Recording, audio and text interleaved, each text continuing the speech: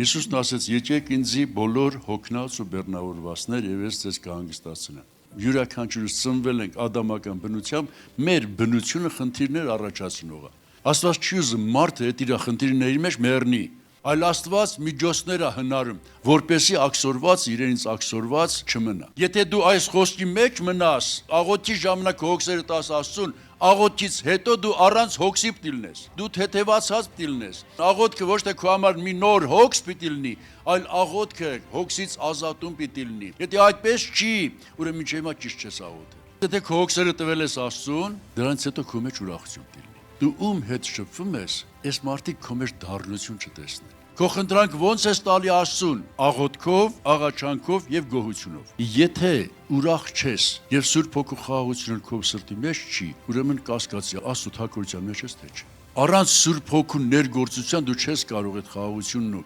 այդ ուրախությունն ունենաս։ Ես ձեզ վստահեցնում եմ, շուտով մենք երկար ճանապարհ ենք գնալու հոգեորապես։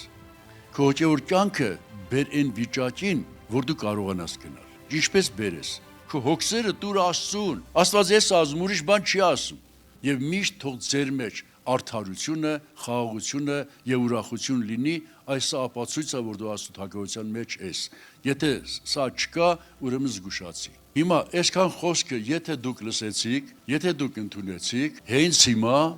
ձեր բոլոր հոգսերը տվեք նրան։ Ինչպես? Պարզապես աղոթքով։ Պարզապես հավատքով, որ նա ձեր համար կհոգա։